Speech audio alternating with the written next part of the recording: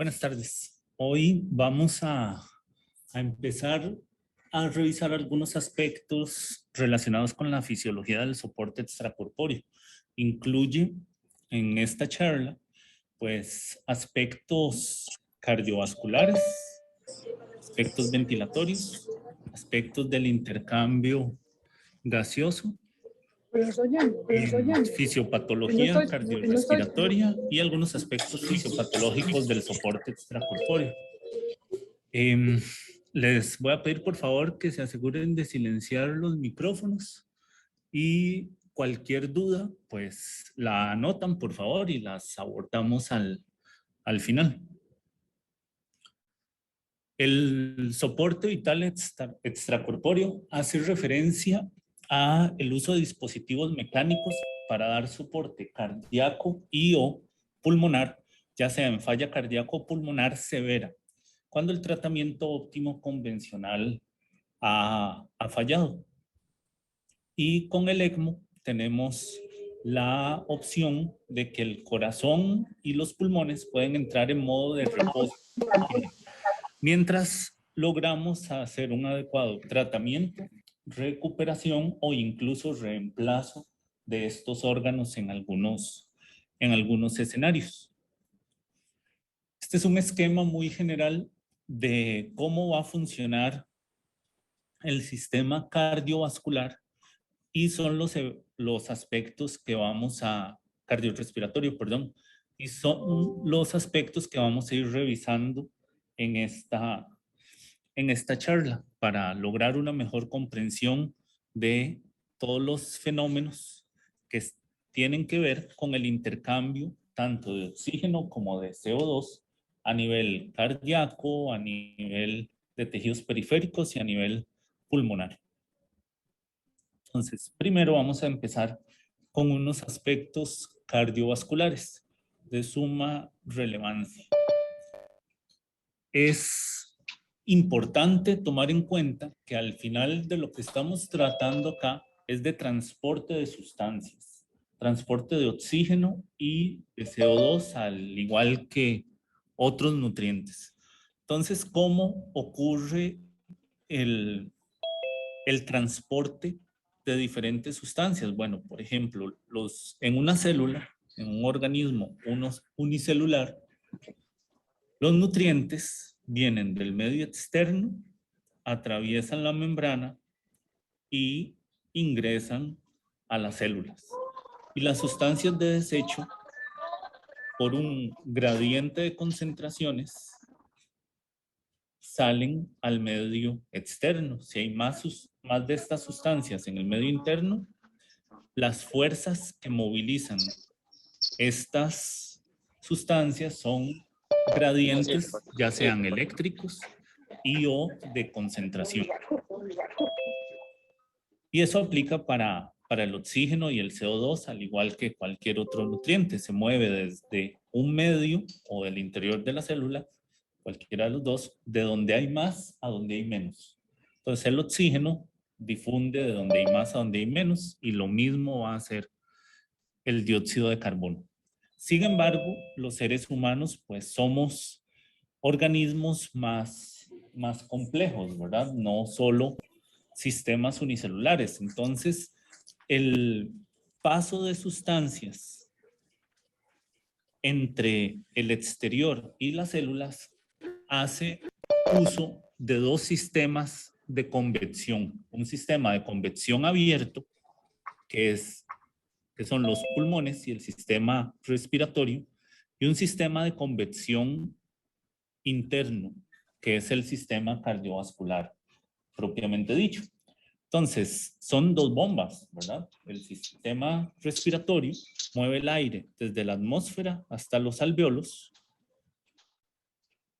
Hay intercambio de gases en la membrana alvéolo capilar y el sistema cardiovascular se encarga de distribuirlo a todos los sistemas o a todos los tejidos, donde va a favorecer la movilización de oxígeno hacia los tejidos y la disminución de los niveles de CO2 desde los tejidos. Eso es como ocurre en un sistema de dos bombas, como es el sistema. ¿Pueden chequear de nuevo los micrófonos, por favor? Es que hay alguien que lo tiene abierto. Gracias. Sigue abierto. Dice Daniel. Gracias. Ok. Y como ven, en esa imagen, pues es un sistema pues bastante más complejo, pero al final lo que se pretende o el objetivo primordial del transporte de gases es llevar oxígeno desde la atmósfera, acá, pasando por los pulmones, entrando en el torrente sanguíneo, llegando a los tejidos y siendo utilizado a nivel de las mitocondrias. Esta es una imagen de la mitocondria, donde vemos que el oxígeno es utilizado y se genera dióxido de carbono. Ese dióxido de carbono es transportado en la sangre venosa y es eliminado a través de intercambio gaseoso en los pulmones. Entonces, básicamente lo que estamos aquí es moviendo oxígeno hacia los tejidos y eliminando CO2 desde los tejidos. Esa es la base fundamental. ¿Cómo ocurre el movimiento de estas sustancias? Bueno, hay una ley o un principio que se llama la ley de Fick, ya que estas sustancias, el oxígeno y el CO2, se van a mover principalmente por un proceso que se conoce como difusión. Y la difusión involucra varios aspectos.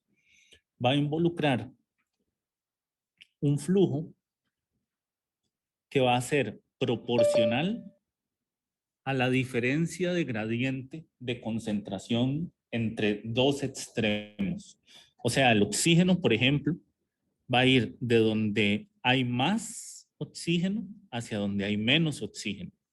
Igual va a ser el CO2. Donde hay más CO2, el CO2 se va a movilizar a zonas de menos oxígeno, perdón, de menos CO2. Otro aspecto que es importante para la difusión es que la difusión puede ocurrir a través de membranas. Y entonces es diferente la difusión de una sustancia de acuerdo a qué tan permeable es la membrana de esa sustancia. De hecho, el CO2 y el oxígeno son sustancias muy pequeñitas que atraviesan con relativa facilidad las membranas celulares cuando éstas se encuentran en condiciones normales. Y entonces, bueno, el flujo de gas va a ser proporcional al área de intercambio. Entre más grande un área de intercambio, hay más flujo de intercambio. Entre mayor diferencia de concentración, también va a haber más flujo. Y el otro aspecto es el coeficiente de permeabilidad,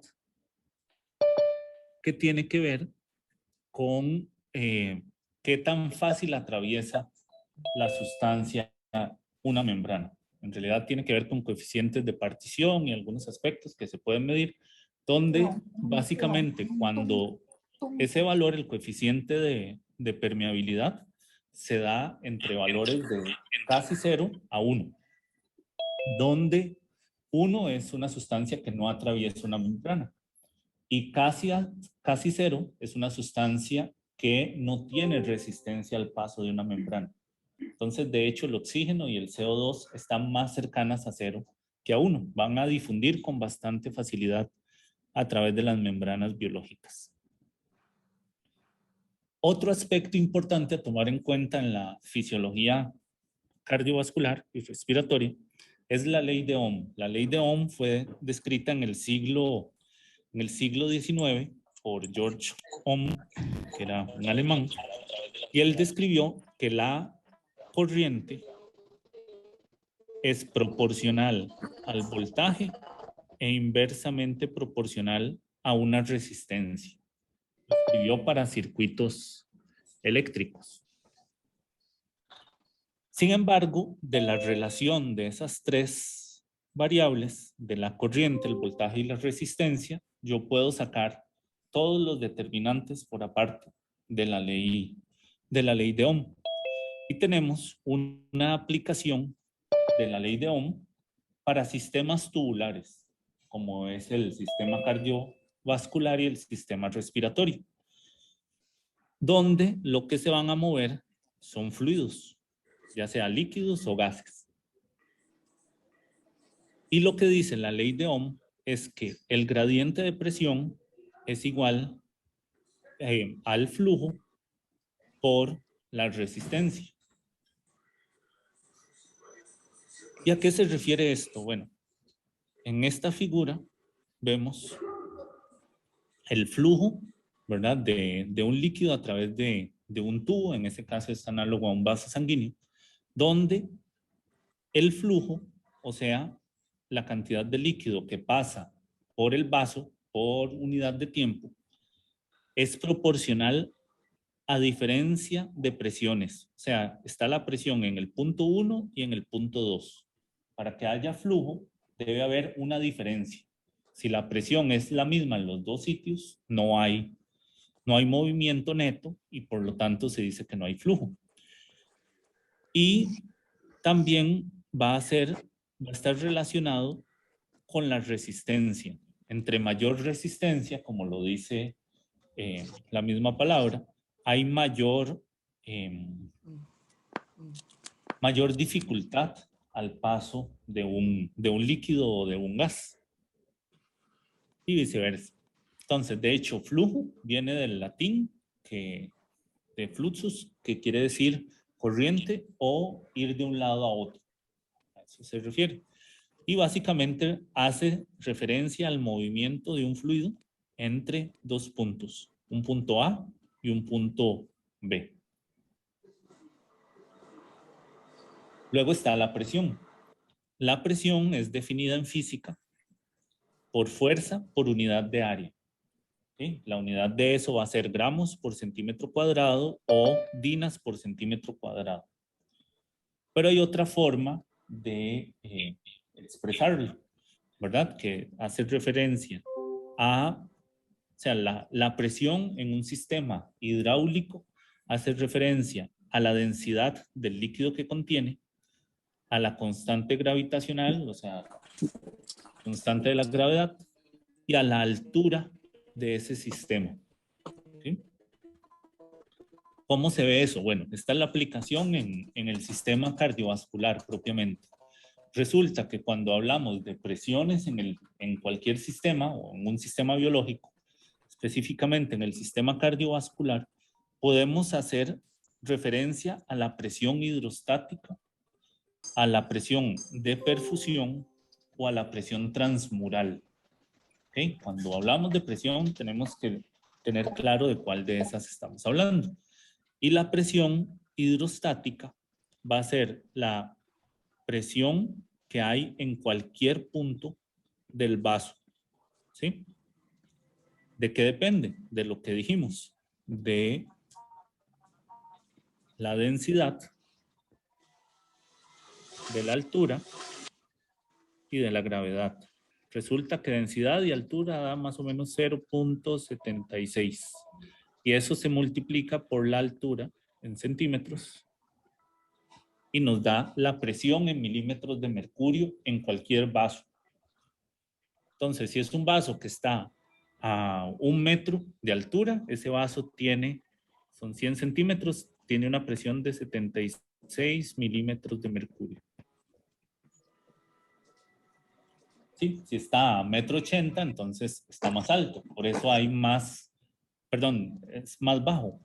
Esto aplica para un sistema así, estático. Pero luego vamos a ver que el punto de cero es el corazón. Entonces, los vasos sanguíneos que están arriba del corazón tienen presiones más bajas, que es el punto de referencia, y los que están abajo tienen presiones más altas, por esta misma variable. ¿Okay? Ahora, esa es una de las presiones, la hidrostática. Luego, la presión de perfusión, que tiene que ver con cómo cambia la presión entre un punto A y un punto B, que es lo que ocurre, por ejemplo, con la presión arterial que tomamos. La presión arterial es una presión de perfusión. Y luego está la presión transmural, que es la presión en la pared del recipiente o en este caso del vaso sanguíneo, que es la presión de adentro menos la presión de afuera. Entonces, para que un vaso o un recipiente esté abierto, la presión de adentro debe ser mayor que la presión de afuera. Si es al revés, la estructura se puede colapsar si es colapsable.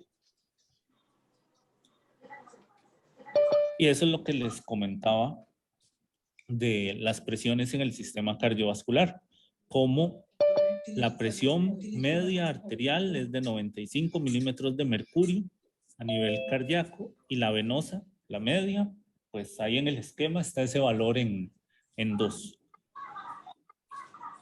Los vasos en la cabeza tienen menor presión, ¿verdad? Menor presión media, y las venas una presión incluso negativa, ¿verdad? Y en las piernas o en los pies propiamente, como hay toda una columna hidrostática de 130 centímetros en el caso de este ejemplo, pues vemos que las arterias tienen mayor presión y las venas también, solo que en diferente magnitud, puesto que a nivel del corazón parten de sitios diferentes. Eso es un modelo ideal, ¿verdad? Porque sí hay variaciones.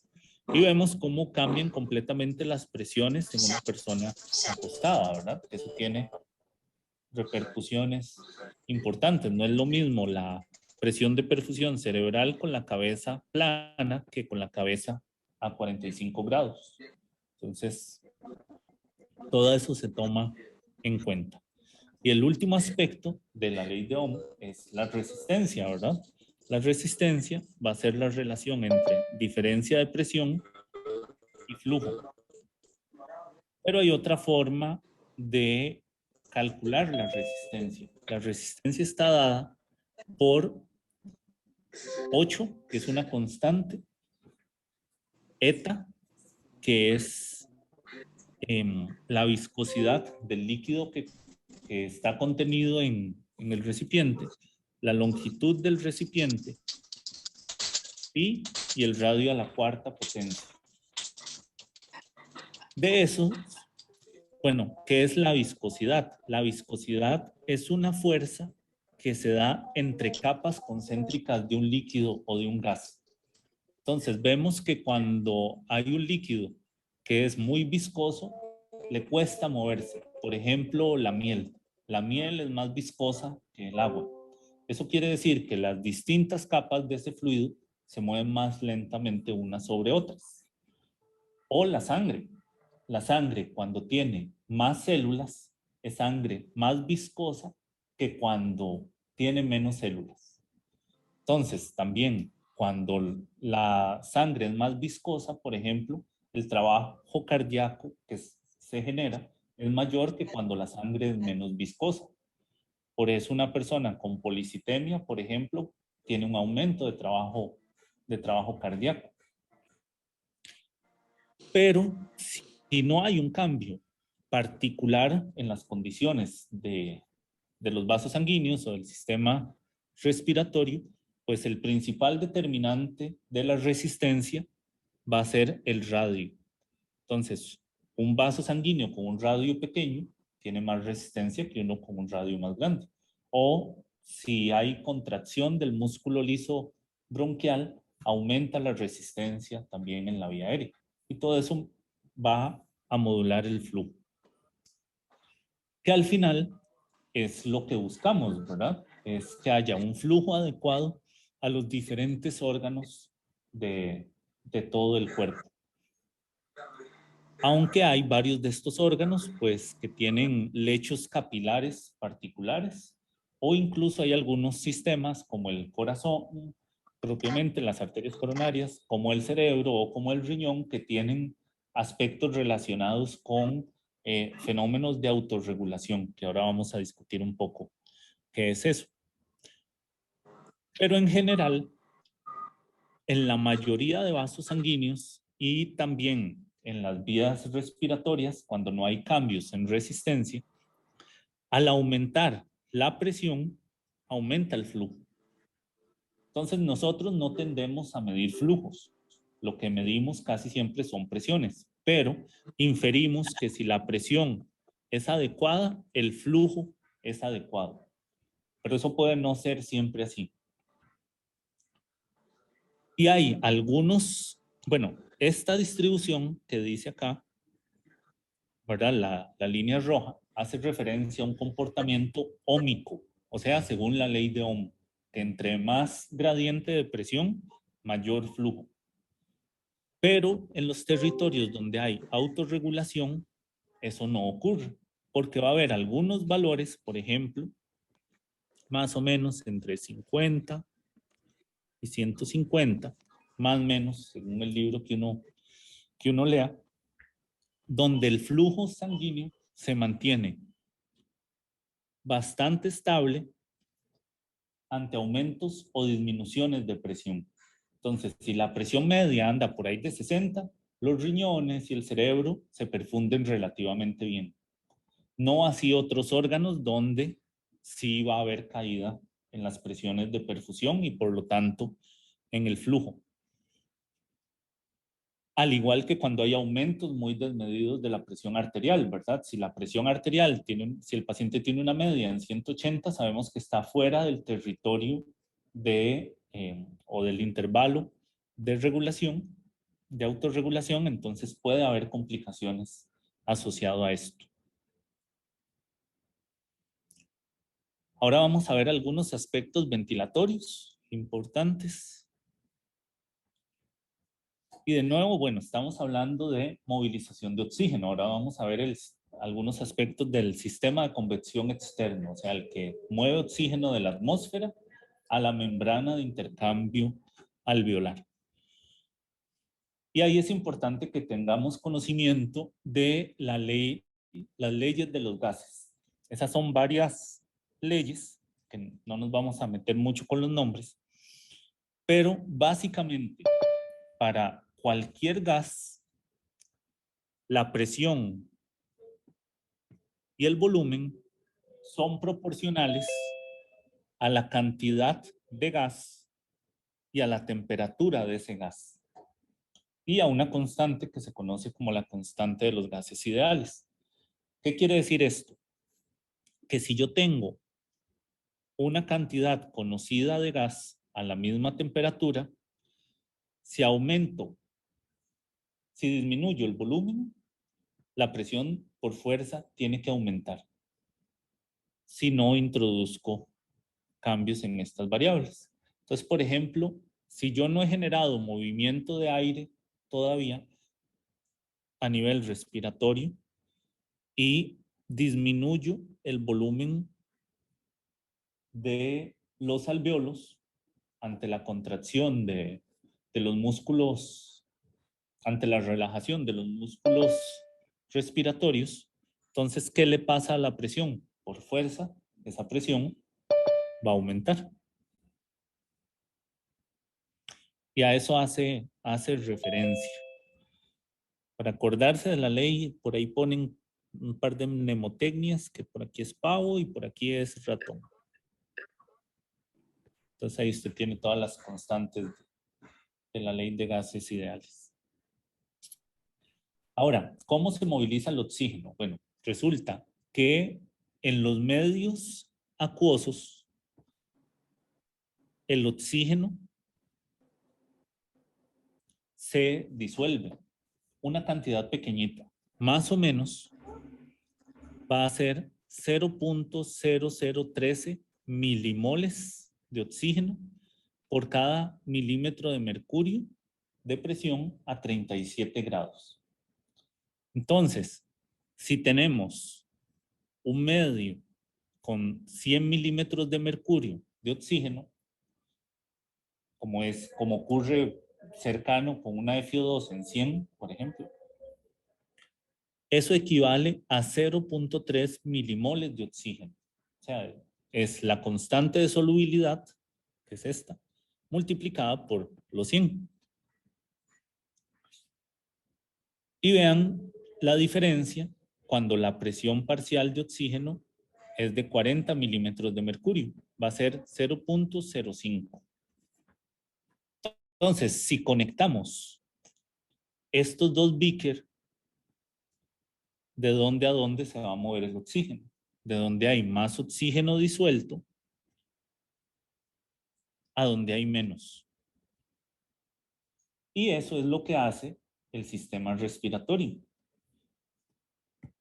De hecho, donde hay más serían los alvéolos y donde hay menos sería la sangre venosa. Y de hecho son estos los valores, ¿verdad? 100 milímetros de mercurio en el alvéolo y 40 milímetros de mercurio de oxígeno en la sangre venosa.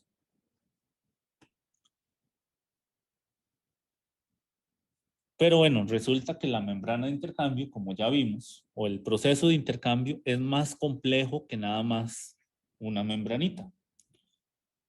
De hecho, si vamos viendo cómo va variando la presión parcial de oxígeno en las diferentes partes del sistema de los tejidos, ¿verdad? Vemos que en los pulmones, bueno, en la atmósfera es más o menos 147 milímetros de mercurio. El aire seco tiene más o menos 100 milímetros de mercurio. Luego hay una diferencia, una pequeña diferencia entre los alvéolos y las arterias, ¿verdad? Y luego hay caída de la presión parcial de oxígeno a nivel de los capilares y todavía más cuando el oxígeno llega al citoplasma de las células e incluso a las mitocondrias. Ahí el gradiente es de más o menos, o la presión parcial de oxígeno es de 2 a 10 milímetros de mercurio. No se está muy seguro, pero sí es toda una cascada. Entonces, imagínense si en lugar de empezar en 100, empezamos en 50. Toda la limitación que va a haber a este movimiento o a este flujo de oxígeno. Pero bueno, entonces la parte respiratoria va a generar movilización del aire entre el aire alveolar y el aire atmosférico a través de gradientes de presión. El aire va a pasar por todas las subdivisiones del sistema respiratorio y desde el alveolo va a difundir el oxígeno pasando todas las capas que hay en el alveolo, donde tenemos acá una célula, un neumocito tipo 2, atraviesa una membrana basal, luego una célula endotelial. Y llega al plasma, y ahí se disuelve una parte. Pero bueno, resulta que ¿cuánto oxígeno movilizamos por minuto? Movilizamos más o menos 500 mililitros unas 12 veces por minuto. Eso equivale a cerca de 6 litros, pero no todo ese aire va a zona de intercambio. 150 mililitros o más o menos 2 mililitros por kilo se quedan en el área de donde no hay intercambio, o sea, la vía aérea alta, hasta bronquios secundarios, digamos, donde empieza a haber intercambio hasta que se llega al bronquio respiratorio. Y a eso son más o menos 150 mililitros. Quiere decir que para intercambio hay alrededor de 350 mililitros, 12 veces, ¿verdad? Esa es la ventilación alveolar, que equivale a 4.200 mililitros aproximadamente. Estos son valores súper promedio, ¿verdad? Dependen del tamaño, de si el paciente es hombre o mujer, depende también de la tasa metabólica, de la actividad física, etc. Pero ese es un valor para poner un ejemplo. Y es eso que estamos viendo acá, ¿verdad? En este caso pone, en este ejemplo, un volumen de 500, 15 veces por minuto. Eso equivale a 7.500 mililitros por minuto de ventilación total. Y la ventilación alveolar con un espacio muerto de 150 serían 350 por 15, que eso equivale aquí poco más de 5 litros. Ahora, ya vimos cómo llega el oxígeno hasta las zonas de intercambio. Ahora, se va a mover, como les dije, va a atravesar el espacio alveolar, pasa el epitelio alveolar, el intersticio donde hay una membrana basal y luego el endotelio. Y luego del endotelio ingresa al plasma. Y ahí una buena parte ingresa a los glóbulos rojos. ¿Y qué pasa con el CO2? Bueno, el CO2 se mueve más bien en dirección inversa. Desde el glóbulo rojo y del CO2 disuelto y en forma de bicarbonato, etcétera, hasta los alveolos. Entonces vean que la presión alveolar de oxígeno es de más o menos 100 milímetros de mercurio. Y la venosa pulmonar es de 40 milímetros de mercurio.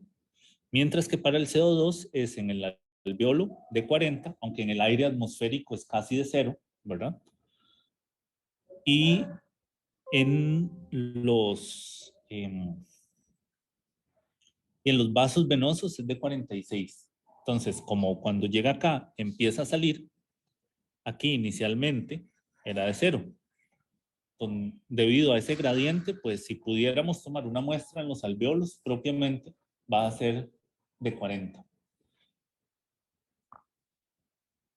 Y de hecho, vemos una pequeña diferencia entre el alveolo y lo que llega a las arterias, que está dada por este fenómeno de intercambio y porque después de que la sangre pasa por la zona de intercambio, hay una pequeña mezcla de sangre venosa de las venas de Tevesio y de las venas bronquiales. Entonces genera un gradiente, o sea, una diferencia entre el alveolo y la arteria de oxígeno. Si ese gradiente no existiera, no habría flujo, ¿verdad? Pero bueno, esa diferencia nos habla de la indemnidad de la membrana de intercambio. Normalmente anda entre 20 y 40, no mucho más que eso, se relaciona con la edad. Los pacientes enfermos de patología respiratoria principalmente tienen gradientes en el rango de 400, ¿verdad? Donde se dificulta el movimiento del oxígeno de el alveolo a los vasos sanguíneos. Ahora, ¿cómo transportamos el oxígeno? Bueno, ya yo les había dicho que tiene una constante, que el oxígeno disuelto es la constante de solubilidad por la presión parcial de oxígeno. Entonces, si la presión parcial de oxígeno es de 100, podemos transportar 0.3 mililitros de oxígeno por cada decilitro de sangre. Y tomando en cuenta que el gasto cardíaco promedio anda por ahí de 5.000 mililitros, 5 litros por minuto, vemos que lo que podemos mover de oxígeno disuelto equivale a 15 mililitros de oxígeno por minuto. ¿Sí? Pero resulta que hay otro sistema que permite ser más eficiente y es la presencia de la hemoglobina. Porque la hemoglobina, pues bueno, tiene 4 sitios de unión bueno, cada molécula de hemoglobina tiene un sitio de unión para, para, para el oxígeno, pero al estar formado por un tetrámero, entonces cada hemoglobina mueve 4 moléculas de oxígeno y un glóbulo rojo tiene miles, más o menos entre 20.000 y 50.000 moléculas de hemoglobina. Entonces, eso permite que cada gramo de hemoglobina mueva aproximadamente 135 mililitros. Perdón, 1.35 mililitros de oxígeno. Y eso equivale a que Si un paciente tiene una hemoglobina en 15, ahí para el ejemplo, un varón sano, mueve más o menos 20 mililitros perdón, su sangre va a tener una concentración de 20.3 mililitros de oxígeno por decilitro. Esto se conoce como el contenido arterial de oxígeno, que básicamente va a ser esta constante, que la pueden ver ligeramente diferente. De hecho, el libro rojo usa 1.34. Es 1.34 por la hemoglobina y eso lo multiplicamos por la saturación. ¿Sí? Como es sangre arterial, digamos, entonces puede ser 0.98. Y así obtenemos el contenido arterial de oxígeno. Pero resulta que también podemos sacar eso para el componente venoso. Entonces, si yo veo cuánta sangre se llevan las arterias y cuánta regresa por las venas, yo veo cuánto está consumiendo el tejido. Y ese consumo se llama la diferencia arteriovenosa, que es el contenido arterial menos el contenido venoso. Entonces nada más vemos cuánto oxígeno tienen las arterias y cuánto oxígeno tienen las venas. Y lo que nos hace falta es lo que el tejido se está dejando. Y resulta que en el componente venoso tenemos una saturación de aproximadamente 75% de la hemoglobina. Entonces, por eso el contenido arterial anda cercano a 20 y el contenido venoso cercano a 15 mililitros de oxígeno por cada decilitro de sangre. Si no tuviéramos hemoglobina o en pacientes muy anémicos, vean el componente de oxígeno disuelto, que es muy, muy inferior a lo que hay por efecto de la hemoglobina. Y bueno, también ocurre movimiento de CO2.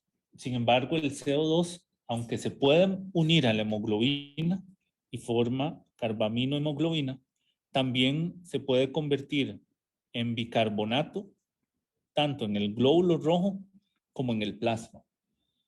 ¿Okay? Y de esa forma, pues el CO2 pasa al plasma, entra en los glóbulos rojos, una parte se queda disuelto o se convierte en bicarbonato y cuando llega a los alvéolos, pues ocurre una respuesta inversa, ¿verdad? Más bien el CO2 sale del eritrocito, el bicarbonato se une con hidrogeniones, forma ácido carbónico y CO2 y agua, y ese CO2 pasa a los alvéolos y en la exhalación es eliminado. Entonces vamos a tener que la difusión de gases se va a dar de la siguiente manera. En el aire inspirado hay mucho oxígeno y poco CO2. En el alvéolo hay una presión parcial de oxígeno cercana a 100 y una de CO2 cercana a 40. La sangre venosa viene con 40 milímetros de mercurio de oxígeno y 46 de CO2. Y la sangre arterializada se lleva 95 milímetros de mercurio de oxígeno y 40 de CO2. Vean que el gradiente de oxígeno es mayor que el gradiente de CO2 y eso es porque el CO2 difunde con mayor facilidad. Entonces, con menos gradiente logra una eliminación prácticamente equimolar. O sea, por minuto estamos consumiendo y eliminando oxígeno y CO2 en proporciones prácticamente iguales. Y el aire exhalado lleva un CO2 ligeramente menor que el alveolar porque hay mezcla con el del espacio muerto anatómico, ¿verdad? Y el oxígeno es un poco mayor también porque recuerden que el oxígeno del espacio muerto tampoco estaba intercambiándose. Pero bueno, ya hablamos ligeramente del consumo de oxígeno, ¿verdad? El consumo de oxígeno es cuánto oxígeno utilizamos en cc's por kilo por minuto. Un adulto utiliza en promedio 3 cc por kilo por minuto, que equivale más o menos a 120 cc por minuto por cada metro cuadrado de superficie corporal. Un niño, vean que utiliza más, y un infante todavía más. Y es importante tomar en cuenta otro concepto que es el DO2. El DO2 hace alusión al transporte de oxígeno. Y el consumo de oxígeno equivale a la cuarta a quinta parte del transporte de oxígeno. O sea, de todo el oxígeno que se está transportando, se consume solo entre un cuarto y una quinta parte. Es un sistema redundante. El consumo de oxígeno es controlado y modulado por factores hipotalámicos, ¿verdad? Y tiene tres componentes, que son el metabolismo basal, que es el más importante, luego la acción dinámica específica de los alimentos, y eso hace alusión a la energía requerida durante los procesos de digestión, tanto por absorción, por secreción, como por actividad metabólica basal. Y la actividad neural, muscular, enzimática, etcétera, todo eso genera consumo de oxígeno. Va a estar aumentado cuando hay actividad motora, cuando hay fiebre también, cuando hay estrés, cuando hay ejercicio, pudiendo llegar a niveles hasta 5 veces los valores basales o más, dependiendo en atletas entrenados. Y cuando disminuye el consumo de oxígeno en el sueño, cuando el paciente está paralizado, o en pacientes en hipotermia. Esas cosas disminuyen el consumo de oxígeno y son estrategias que utilizamos para modularlos.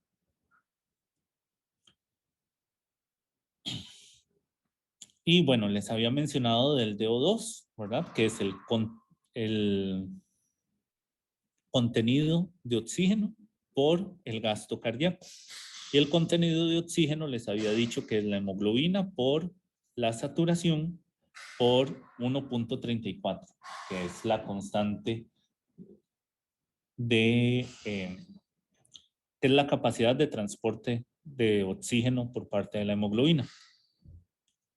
Y resulta que el DO2 y el VO2 pues están en un estado estacionario, ¿verdad? Donde consumimos aproximadamente, con lo que les dije, ¿verdad? Son unos 200 mililitros, 250 mililitros de oxígeno por minuto. El oxígeno llega a los alvéolos, pasa a la membrana de intercambio, la sangre arterial transporta alrededor de 20 mililitros de oxígeno por minuto y esos 250 mililitros son consumidos por el tejido. Con lo cual, permiten que la sangre venosa tenga alrededor de 15 mililitros de oxígeno por decilitro. De ahí el 25% que se dice que consume.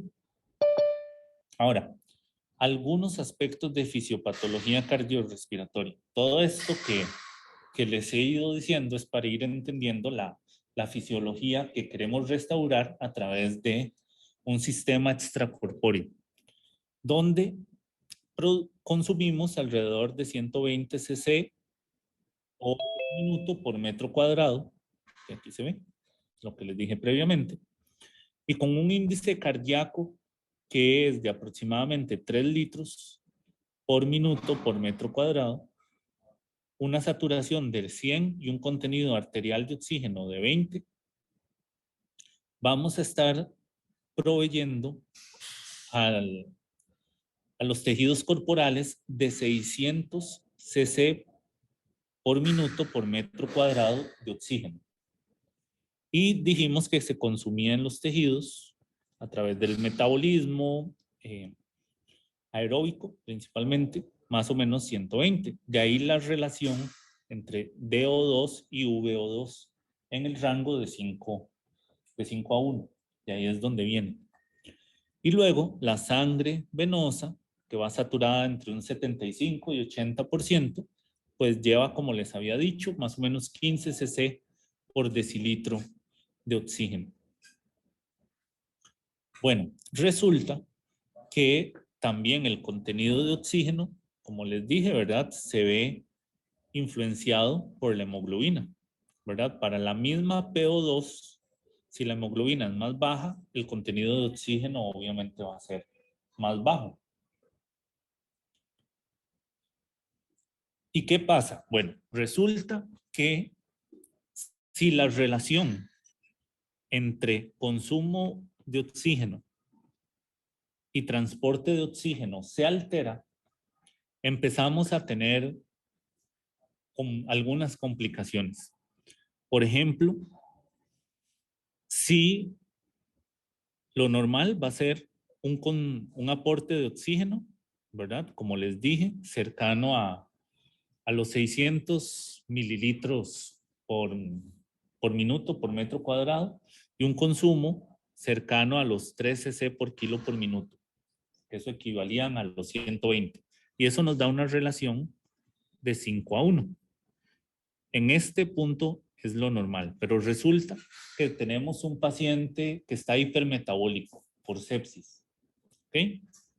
Si el paciente tiene un consumo aumentado, pero logra aumentar el aporte, ese paciente puede mantener una relación normal. Está hipermetabólico, ¿verdad? Pero está logrando compensar. Mientras tratamos el fenómeno desencadenante, debería todo regresar a la normalidad. Pero ¿qué pasa si aumenta el consumo de oxígeno y no somos capaces de aumentar el aporte de oxígeno? Entonces se cae en estados patológicos, donde el paciente ahora necesita vasopresores, por ejemplo, o necesita soporte ventilatorio para optimizar ese transporte. Y en el momento que la relación DO2-VO2 es menor de 2:1, eso define un estado de shock. O sea, shock va a ser definido por un desbalance entre la relación DO2-VO2, siendo desfavorable ya particularmente valores abajo de 2:1. Ya que esto lleva al paciente a acidosis metabólica, a falla orgánica múltiple, a hiperlactatemia, etc.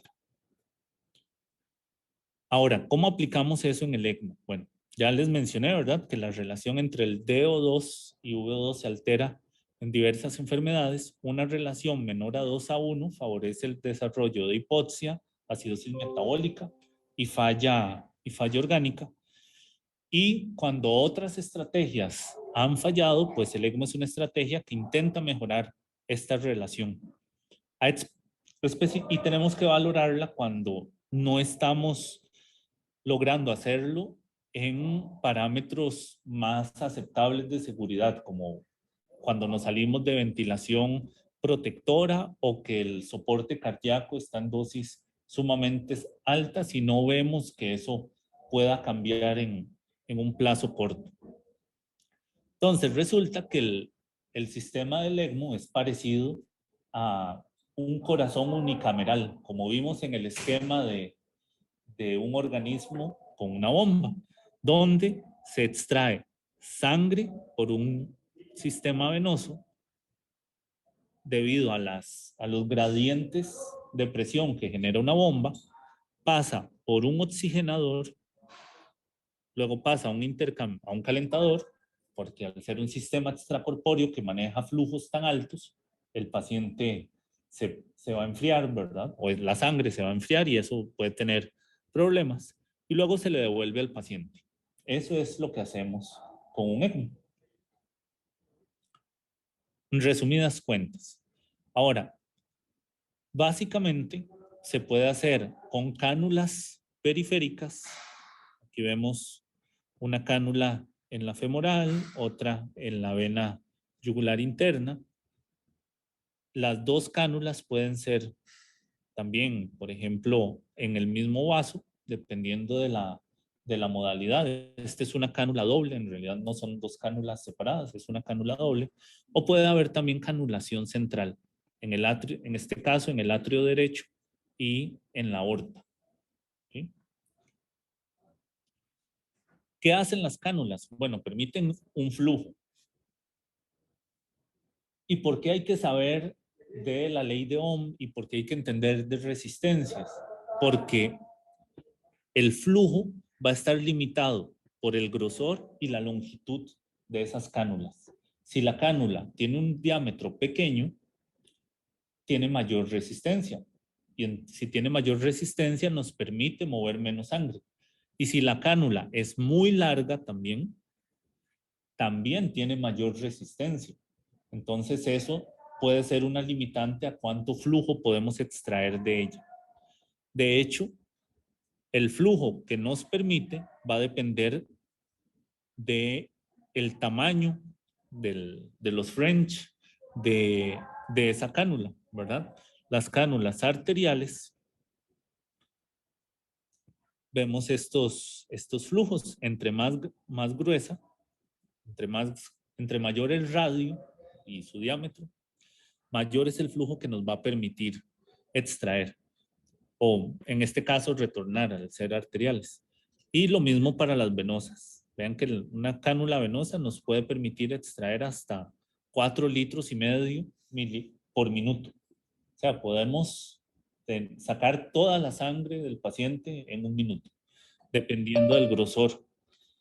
Pero también nosotros tenemos que tener claro cuál es el, el flujo que vamos a requerir manejar, porque puede ser que le pusimos al paciente una cánula 14 y con eso no logramos solventar el DO2. Entonces, por eso hay que entender estos procesos. Luego la bomba, que es simplemente un mecanismo que va a permitir movilizar la sangre drenada al oxigenador y regresarla al paciente. Luego el oxigenador, que es en realidad donde ocurre el intercambio de gases, donde tenemos por un lado la sangre del paciente y por otro una mezcla de gases o oxígeno puro. ¿Ok? Y de acuerdo al flujo de estos gases, así va a ser el intercambio de oxígeno y de CO2 que se dé a través de la membrana, por los mismos mecanismos que ya mencionamos. Entonces, si esta membrana es muy gruesa, pues se dificulta el intercambio, pero la membrana en realidad es bastante delgada, pero puede ser que a lo largo de los días se llena de coágulos, ¿ok? Entonces eso altera el funcionamiento de la membrana porque está aumentando el grosor. Entonces el intercambio de oxígeno y CO2 se va a ver alterado y por eso utilizamos mecanismos que buscan prevenir coagulación en el circuito y en el paciente propiamente. ¿Y cómo es un oxigenador? Básicamente es una estructura, no es solo una membrana, en realidad tiene miles de fibras huecas. Los tubos van a llenarse con un gas de barrido y el gradiente que se genera para el oxígeno es alrededor de 600 milímetros de mercurio, mucho más que, que en los alvéolos, pero con una diferencia, porque esta membrana, como ven ahí, va pasando la sangre en una dirección y el gas alrededor de los tubos y el flujo adentro, el flujo de gas adentro de los tubos. Entonces eso permite la movilización de gases con un gradiente mayor que viene a compensar la diferencia del área de intercambio. Un pulmón tiene un área de intercambio de 100 a 150 metros cuadrados, mientras que una membrana de un oxigenador puede llegar a 4 metros cuadrados máximo, pero compensa esa limitación un mayor, con un mayor gradiente. ¿Y cómo pasa el oxígeno, bueno, ya les mencionaba, ¿verdad? La capacidad depende de la superficie de intercambio y de la distribución del flujo laminar. Resulta, voy a devolverme acá un tirito, que el intercambio de gas se da primero con esta parte, o sea, el extremo, lo que está más cerca de la membrana. Pero si el flujo acá es un poco más turbulento, entonces ese oxígeno que está más alto acá y más bajo acá, se mueve. Y entonces eso genera un gradiente dentro de la misma columna de sangre. Y entonces esa disrupción del flujo laminar va a favorecer el intercambio de gas. Ahora, también hay que tomar en cuenta que va a haber limitaciones, ¿verdad? Porque si la sangre pasa muy rápido por la membrana podría no ser suficientemente eficiente. Entonces, por eso debe eh, elegirse un tamaño adecuado para cada paciente, pero eso lo vamos a ver en subsecuentes clases. Y luego, ¿cómo se transfiere el CO2? ¿Verdad? Básicamente, el CO2 lo modulamos con la velocidad del gas de barrido, donde si mantenemos lo normal es mantener el gas de barrido con el mismo flujo que, el, que la sangre del paciente. ¿Sí? Si se mantiene una relación 1:1, eso genera una eliminación equimolar de CO2 y un transporte de oxígeno. Si necesitamos eliminar más CO2, o como ocurre con los dispositivos que eliminan CO2, se pueden mantener relaciones de gas-flujo hasta de 8:1. Sin embargo, todo eso tiene que hacerse con mediciones muy meticulosas, ¿verdad? Para evitar cambios extremos en el CO2 que se asocien con cambios, por ejemplo, en el tono vascular cerebral, que podría llevar a complicaciones. Y ahí vemos qué pasa con la remoción de CO2. Aquí vemos en el caso 1, cuando mantenemos una relación 1:1, ¿verdad? Con, entre la sangre del paciente y el gas de barrido, aumenta la eliminación de CO2 en estas dos cuando se pone a 4:1, y es todavía mayor cuando se llega incluso a 8:1.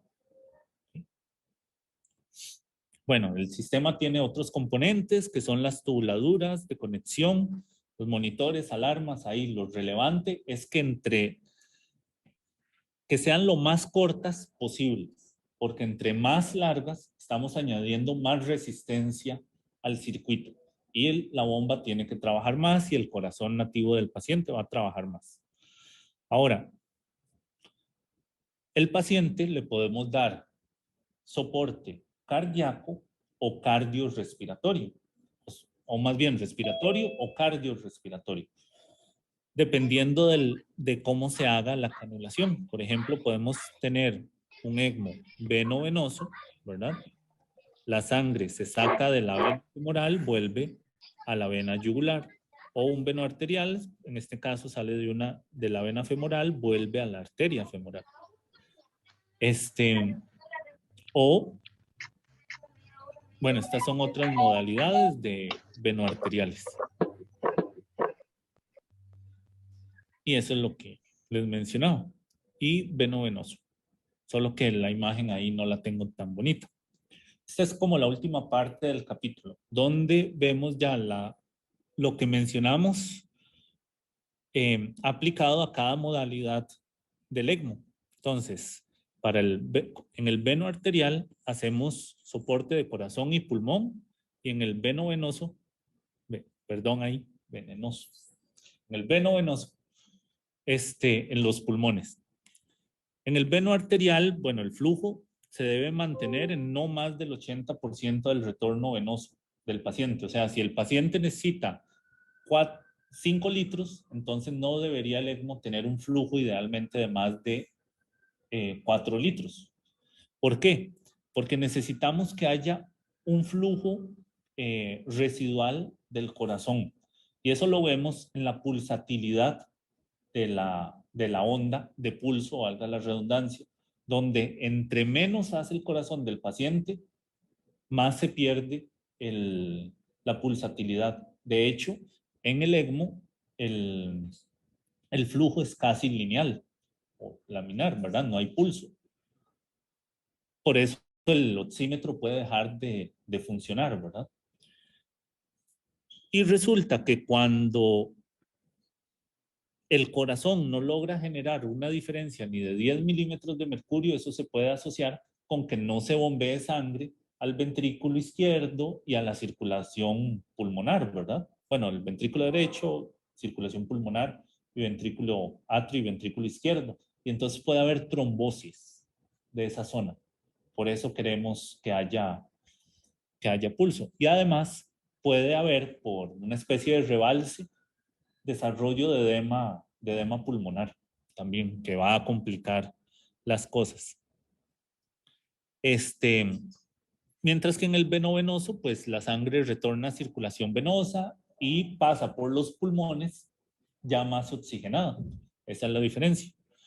El intercambio de gas se perfunde en sangre totalmente saturada en la aorta y se mezcla con la del ventrículo izquierdo en el veno arterial.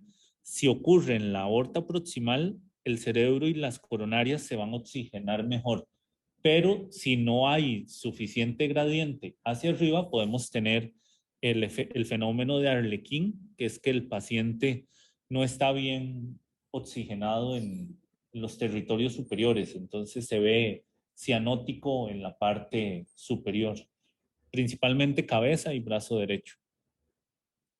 Mientras que en el veno venoso, bueno, una parte del retorno venoso es drenada al ECMO, se oxigena y pasa y regresada al atrio derecho y entonces se mezcla con la sangre mal oxigenada del paciente, ¿verdad? Cuando pasa por los pulmones, pues puede oxigenarse en mayor o en menor grado dependiendo de la función residual de los pulmones, pero en general el ECMO lo lleva a valores bastante normales. ¿Y qué efectos hay en hemodinamia? Bueno, en el veno arterial aumenta el gasto cardíaco. El gasto cardíaco nativo puede disminuir porque al devolver la sangre en la aorta, ¿verdad? Eso puede aumentar la poscarga. Sin embargo, como también aumenta la circulación coronaria, ¿verdad? Perfunde mejor las coronarias, en general el corazón responde mejor. No es usual que se deteriore. Y con eso aumenta el DO2, el gasto cardíaco, el contenido arterial y la presión arterial media. Y como les dije, también puede aumentar la poscarga. ¿Qué hace el ECMO venovenoso? No tiene efecto directo en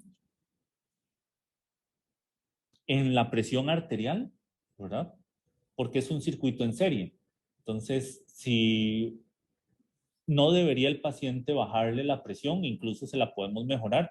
Ahora, si hay algo de disminución de la presión hidrostática por el aumento del tamaño del circuito, eso se normaliza aumentando el contenido intravascular, ¿verdad? Ya sea con fluidos o hemocomponentes.